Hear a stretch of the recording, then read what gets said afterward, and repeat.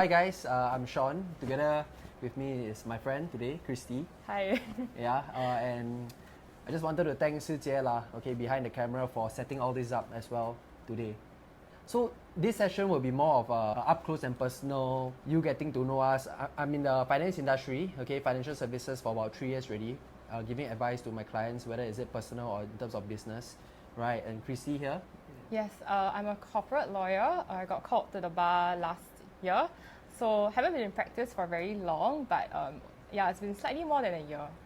Okay, so I wanted to create a series called the Pep Talk series in order to prepare people who's entering the uni or is it graduating from uni about the whole work-life experience afterwards, right? Because in the whole 3 to 4 years of studies, people are only going to have limited amount of exposure and internships opportunity, and that's why they can't have the full glimpse lah. And we'll be talking a bit more about not just the work alone, but also the work-life balance, the in terms of priorities. And we are all adulting, right? I'm 24, Christy is right, and we are all going through the same phase, getting our first house and wedding, things like that. Why not we just get started lah? Okay, so Christy, how long have you been working already since graduation, and how was it like up to now? Okay, so for like law, right, it's slightly different. You don't actually step into the workforce immediately after graduation. So I know things have changed because of the new rules, but it is 6 months for me, which is training, bar training, and then we also have 6 months of the Part B course lah. So technically, after your law degree, you spend another year training and also studying, and then you become called to the bar. So it's technically a 5-year thing. Things have changed recently. There's quite a bit of news about it. They're extending the training period, so people are quite stressed because you get training pay for 1 year lah, and it's a bit tough. Yeah. How much is the training pay? Based on the news reports which I read, I think it increased, but it's still quite bad lah. I mean, it's 2K to 2.5K, I think, a month. Yeah, that's what the papers reported. Does that include CPF?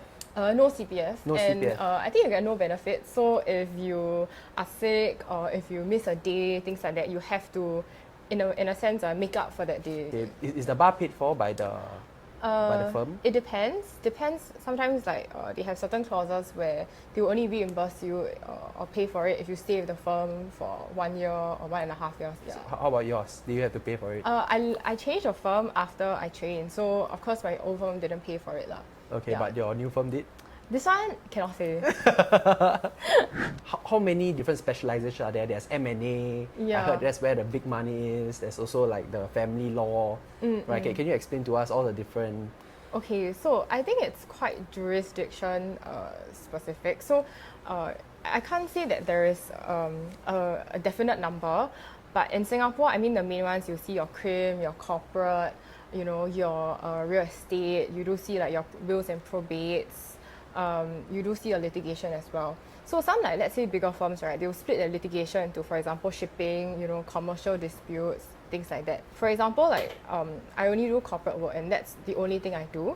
But I know of some lawyers who do both litigation and corporate work, which really hats off to them because it's very, very different work. So it's quite tough to actually, you know, like switch your kind of mind to process the different skills needed. Okay. Yeah. Okay. I mean, I have heard from my law friends, right, that M&A is where the money is at because you help a selling party and also a willing buyer, okay, to form a deal, right? And can you explain more about the whole merger acquisition? Because I feel like the whole industry has a lot of jargons and a lot of people just give you a very rapper name, you know, like just a designation, but what are the work that you do day to day that will help these two buyer and seller come together? I think number one, right, first thing is that, you know, just to be clear, the lawyers don't earn the most from M&A deals. It's usually the, you know, PE or VC or investment bankers lah. So it's not like, oh, the deal does really well, then we get like a commission. Not really. You don't get commission at all? No, we don't get commission. I mean, it is not, you know, as part of our, you know, legal professional rules to kind of get a commission unless there's a certain fee structure that says so. But usually, you know, lawyers bill either by time cost, which means the number of hours you've worked on that project. So of course, if the project is more protracted, you know, if there's more work needed, then you would bill higher. Sometimes you bill a fixed fee for the amount of work that you envisage that you would do. Not revealing too much, you know, deal specific things. I think most of the junior lawyers, we usually start with doing due diligence, on the company that is the target company. So of course, when you buy a company, right, you want to make sure that the company is clean, you know, it's solvent, there's no like dirty secrets, you know, all statutory filings are done, they're compliant with the Companies Act, things like that. And then you also jump on all these client calls. You'll hear a lot of, you know, financial terms being thrown left, right, center, and then you will go to Investopedia like, oh my gosh, what's going on, right? I mean, it's quite hard because, you know, we don't have any finance background. Your job as an associate is to support your senior associates, support your partners. If they ask you to do research on the point of law, then you better get it done, you know? Yeah, you can't just like sit there and wait for things to happen. And you don't get to do all the super cool stuff like what you see on, you know, all these dramas. It doesn't really happen. Like, honestly, it's quite overrated. The only thing I can say is that it's true that we work very long hours, as what the show seems to suggest. There are definitely days where you forget to eat, things like that. Okay, so we jump into a bit more the income side, okay? So for okay, so she won't be revealing, okay, which company she works for or whatnot, right? But based on your own experience, right, as 2 years in the workforce, for junior associates in the first 5 years, how much on average should they be making? Okay, so again, as a lawyer, I need to say it depends. This is the standard answer that we always use. Don't be offended, okay? So there's different kinds of firms, right? As I said, you know, local firms, there's small firms, medium firms, large firms, international firms as well. So, I mean, I'm not saying that small firms will definitely make lesser. There are small firms who pay as much as big firms do. But I would think a good range is between, can be local firms, I would say like maybe 4 to 8, you know, as a fresh grad. But if it's like international firms, it can go all the way to like 5 digits. Yeah. In the first 5 years? In the first year. In the first year? Yeah, in the first year. Because they follow US or UK pay scale. Wow. But of course, you know, not everyone goes to international firms. Those are really the cream of the crop. The cream of the crop, you know. Just a ballpark figure, how much do you think they're earning at the top? And are you, are you envisioning yourself there? Do you envision yourself there? I mean, it's like millions, right? It can One year, million? Yeah, it can be millions in a year. Okay. Yeah, it's even in a local firm? Yeah, I mean, sky's the limit, honestly. If you bring in like billion-dollar deals, you know, you bill like a lot of hours. You know, you can justify, you know, that kind of pay because of how much revenue that you're bringing to the firm. Back to the whole work-life balance thing, right? How many hours do you think you're putting in day to day? Like, I really don't know. Lost count? I really don't know. Sometimes I really do lose count because some days are so hectic, right? Like, it's from morning all the way until night. Yeah, I can really forget to eat lunch until 3, 4 o'clock. Right? I was like, oh, I can hear the children downstairs. If I'm working at home, playing, now I'm like, okay, it's probably evening time. Yeah. And how has this whole past 1 to 2 years affected your other aspects of your life? Whether it's it boyfriend, whether it's it relationship, whether it's it with parents, your health? Yeah, that's quite mad because I mean, I wasn't always at this firm that I'm currently at, right? Previously, you know, I was you know, also doing corporate but it was very, very demanding. So my boyfriend, shout out to my boyfriend, would used to wait for me at the Singapore River, you know, like by the river there. And then like I think he will end his internship, right? And I'll still be working. So I think he'll wait for me all the way until like 11 plus 12 by the river. Wow, spoil market. By the river, without any aircon or anything, in his like work attire, just to eat dinner with me, so that I would remember to eat dinner. Yeah, and in terms of family-wise, I definitely spend lesser time with my family. I do spend more of my time with my boyfriend. I mean, we try to eat dinner when we can on the weekdays. Luckily, he will come over and find me. And if he has time, he will cook for me. Yeah, so thanks, Max. Yeah, I think just now what Christy mentioned was this thing where it was an imbalance, right? When people first start out at work, and if they are really hungry and they want to reach the top fast, right, they put in hours and hours of work and just neglect other aspects of life. I think personally, I also am guilty of it. If let's say you rewind back to my days when I was going to ORD, I think that time I was like 77, 78.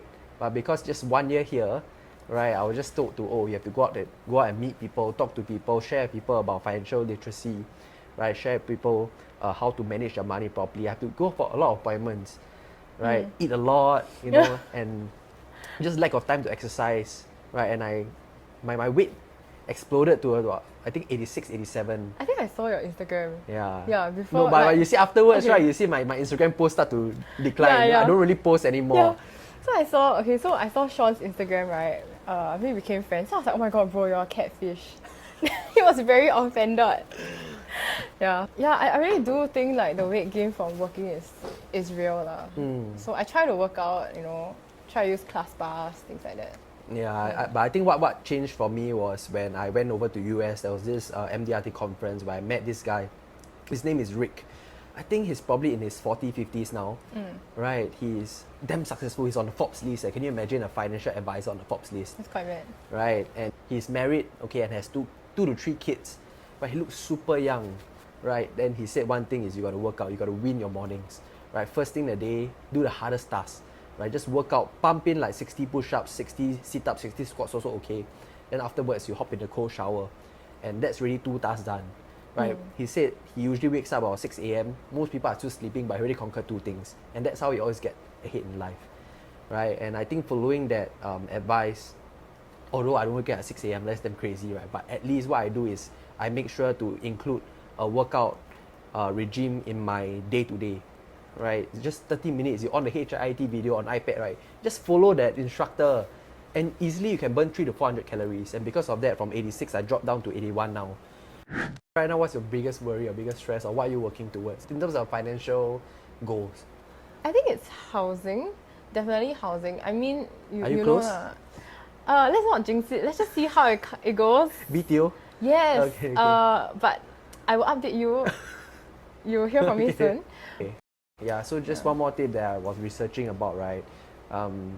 If let's say you are a couple and one of the party is already studying, usually the girl, right? Because they don't have to go through NS, right? Once the girl starts working and the guy is still studying, right? Go and apply, right? Go and apply for your BTO, because that's when you get the maximum grant, right? And afterwards, 3 to 4 years down the road, you get to review your finances again with HDB board. And that's when you can possibly get the maximum loan as well. Okay, I'm sorry. Yeah. I need to like disagree with that. No? Because number one, right? Okay, that is factually correct, right? But Okay. number one, it's super hard to meet someone nowadays. Meet someone out. Yeah, it's super hard. Like, okay, BTO is really a problem, right? But the step before BTOing, it's also a problem. So Okay. that is quite problematic. And also, having all these housing, talks has to come with a lot of honesty, lah, and also Okay. financial transparency with your partner. And then, you're not very sure whether you should be with this person, and then you go in BTO. Okay. And then after that, you realize, oh crap, this person and I were not compatible. Okay. Are you going to forfeit the flat? Are you going to live with it? That's a whole slew of problems, lah. Yeah. So I mean, factually, yes, that's correct. But I think advice to girls would be shouldn't rush into it to BTO. Later Yeah. break up, then the down payment also gone. Yeah, right? it's crazy. I mean, I've heard of it happening in real life. It's mad, lah. Okay. Yeah. Right. I'm 24 this year. If me and my girlfriend actually gets the ballot for the BTO, the house will probably come by 28, 29, and that's our first house. Is a HDB. I mean, no hate to HDB, right? It's a good stepping stone. It's a good jumping platform. The thought of having the house at 25, 26, now the house is probably coming at 29, 30. Right? Imagine if you want to have a BTO house ready by 25. When do you have to settle down? By 18 in army, you need to find the right girlfriend. By then, that's people kinda don't hard. even know. Exactly, right? So Right. I mean, they're coming out of all these like plus, prime, all these new regulations, lah. So it's really quite hard to get one now. Yeah. What are the advice you will give to financial advisors from a consumer standpoint? I think I do appreciate, advisors who give their clients a little bit more of room to kind of do their own independent research, or to take stock of their financial situation, things like that. Advisors who really take the time to know you as a friend and understand your personal circumstances and anxieties, especially about finances. I think that's something I really appreciate a lot. Yeah. And of course, it goes without saying transparency in terms of, let's say, any administrative fees of a policy that you're purchasing. Knowing all these things upfront gives a consumer like me a peace of mind. Yeah. What was your worst experience dealing with an FA before? Worst experience? I don't think it's a personal friend. I think it's more of a roadshow. You know, I mean, I study with people who do roadshows. It's really tough. It's very hot. But sometimes when you're really in a rush, you know, like especially during lunchtime, you just want to get a quick lunch and go, you know. You really just let the person go first, you know. Sometimes, okay, I mean, it's very difficult for me to say no in the nicest way possible. But sometimes when people don't take that no from you politely, then you kind of don't really know what to do as well. You're being in a very awkward position. I think this is my own take on roadshow advisors. This is my thought. I think firstly is you already tell people that, hey, maybe I don't have enough clients to serve. And the people that I want to talk to, they don't want to talk to me. And also the other thing is, this is just my own observation, okay? There's no hate or whatnot. People actually do discuss their finances in public. Now they've upgraded. Recently I went to Tiong Bahru.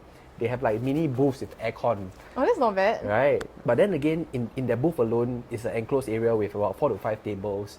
Like, how soft do you have to speak in order to not be hurt by the other table about your whole finances? Why not just create the interest, get the contact, then bring them to a more enclosed area to have more private conversations, because these are things dealing with money lah. Yeah. Just 1 or 2 final questions, right? What would be your advice to those budding lawyers going to choose a specialization or things to study in uni? Like, who are the people that should be choosing law in terms of suitability? I do feel like there's no one-size-fits-all suitability. I do think that interest is very important when you want to even study law. You shouldn't be studying law just because it makes your parents proud, or, you know, it makes your Asian tiger mom really happy. You know, it doesn't work that way, because, you know, some people do burn out and drop out because they're fulfilling parental expectations. It should be something that you want to do. What I did before even going into law school was to, you know, go for some internships as a JC or secondary school student, because I mean, you've never been in a law firm before, right? At least you sense whether you even like being around lawyers in the first place. Okay. Right. It is, as I always tell myself, it is a marathon and not a sprint. So, you know, people get burnt out a lot, be it in law school or in practice lah. So yeah, just like run the marathon and pace yourself. That's what I would think. And I think you mentioned just now about having your mentor, right? I do agree with you that having a good mentor is important. It's very hard to find though, to have someone that you really look up to and the person who wants to mentor you. That's something that I think your industry focuses a lot on, mentorship. I hope more people will recognize the importance of, you know, having a good mentor. I think that's all. Okay, Ken. Thank you. Thank you. And see you guys in the next one. I think in preparation, I have a few friends who I'm thinking of bringing down. One of them is a crypto guy who has maybe $500,000 in his portfolio already, right? And right now the crypto is also at a down. Before that, probably it's close to $1 million in the whole crypto space. And I also have a friend who is a co-founder of Poptics, right? Who I might be bringing down the next time round or so to just give his ideas on entrepreneurship, right? And back to this whole topic of pep talk, right? It's just for us to share with y'all the experiences that we have, so that y'all can make better career choices, or is it in life or whatnot lah. Ken? Thanks, guys. I think I'm like probably the least cool person. So remember to lawyer, I mean, watch his next episodes, because there are cooler people coming on. Yeah, Ken. Thanks, guys. Bye.